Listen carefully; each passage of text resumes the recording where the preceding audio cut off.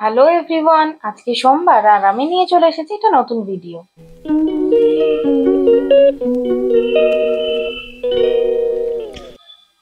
মা বাবা যেহেতু ছিল বহরমপুরে, দিনা দাদুকে দিতে গেছিল, তাই আমি ছিলাম সর্দি ভাইদের বাড়িতে।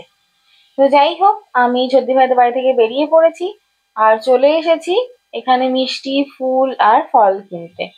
মা বাবা তখনও ফেরেনি, মা বাবা ছিল ট্রেনে, আর আমি এখানে একা একাই করবো পুজো। আমি এখানে বাড়ি এসে স্নান টান করে এখানে সবকিছু জোগাড় করে খুব কম সময়ের মধ্যেই করেছি যেটুকু করার। নিজের মতন ঘরোয়া করেই আমি পুজোটা দিয়েছি। এখানে কৃষ্ণকেও দিয়ে দিয়েছি আর ওদিকে গোপালকেও। ঠাকুরকে আমি বেশি সাজিয়ে গুছিয়ে দিতে পারিনি, কারণ আমি একা ছিলাম। তারপরে দুদিনের জমা জামা কাপড় ছিল, সেগুলোকে আমি কাচতে দিয়ে দিলাম। আর তারপরে আমি করে নিলাম ব্রেকফাস্ট, যেটা আমি মিষ্টির দোকান থেকেই কিনে এনেছিলাম। তারপরে আমি কাঁচা জামা কাপড়গুলোকে নিয়ে মেলতে চলে গেছিলাম ছাদে। আর আমি একটুখানি বসে বসে দোলনা খাচ্ছিলাম। তো মাকে তখন ফোন করেছিলাম, মারা তখন নৈহাটিতে নেমেছে। তারপরে মারা চলে এসেছে বাড়ি, আর আমি বেরিয়ে পড়েছি একটু সমবায়িকা যাওয়ার জন্য। সেখান থেকে কিছু জিনিসপত্র কিনে আমি চলে যাব বিরিয়ানির দোকানে, কারণ মা বাবা ফিরেছে 12টার সময়। আমি কোনো রান্না করিনি, বেসিক্যালি বাড়িতে কোনো বাজার ছিল না, তো সেই জন্য আমি নিতে চলে গেছিলাম বিরিয়ানি। তো এখানে বিরিয়ানি নিয়ে আমি চলে গেছিলাম দুধ নিতে। দুধ নিয়ে দেখো এখানে কত রকমের আইসক্রিম রাখা।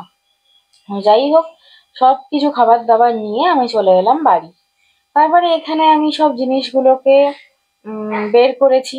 আর এখানে মা একটু কুলও আনতে বলেছিল, কারণ মা করবে কলাই সেদ্ধ। আমাদের বাড়িতে কলাই সেদ্ধটা আমরা খুব ভালোবাসি।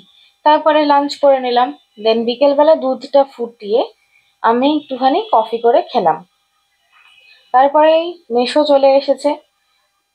আমি মা আর মেসো মিলে গেছিলাম বাটাতে মায়ের একটা জুতো কিনতে। মায়ের খুব পায়ে ব্যথা, তো ডক্টর একটা মেডিকেটেড শু বলেছে কিনতে। তো সেই জন্য আমরা বাটাতে এসেছি সেই জুতোটা কিনতে আর কি। তো এখানে জুতো কেনার ডান।